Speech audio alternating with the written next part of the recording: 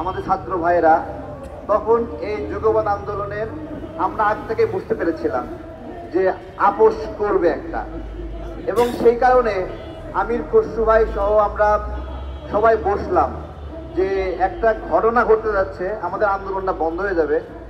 এবং ওই মিটিংটাই ছিল চেঞ্জ মেকিং মিটিং, অর্থাৎ সবাই সম্মত হওয়া, আমরা যে একটা মাঠে নামবো, লড়াই করব, এই বিষয়ে সিদ্ধান্ত নেওয়া।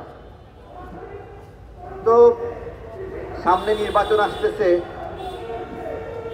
অনেক রকম কথা শোনা যাচ্ছে, অনেক জোট, অনেক যোগ বিয়োগ। আজকে যে বন্ধু, ঘুম ভেঙে দেখি সে শত্রু হয়ে গেছে।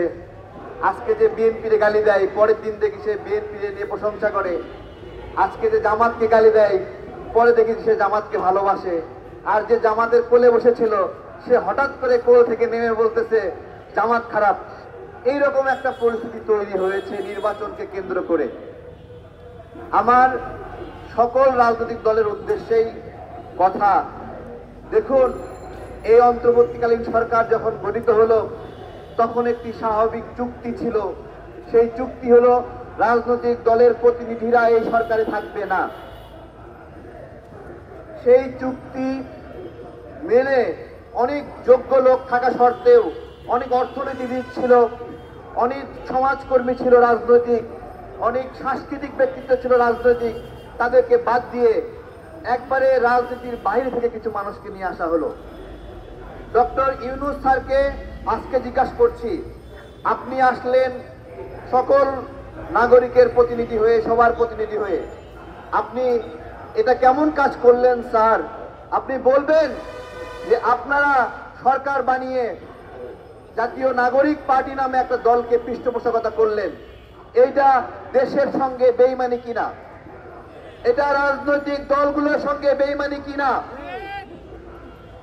আপনারা তাদেরকে সুযোগ সুবিধা দিলেন, পৃষ্ঠপোষকতা করলেন।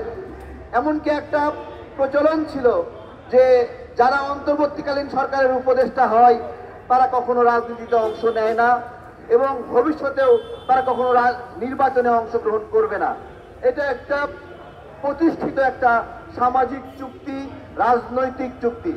কিন্তু ডক্টর ইউনূস স্যার, আপনি এটা কি করছেন? আসলে নিজেকে ইতিহাসের কালপ্রিট বানাতে যাচ্ছেন।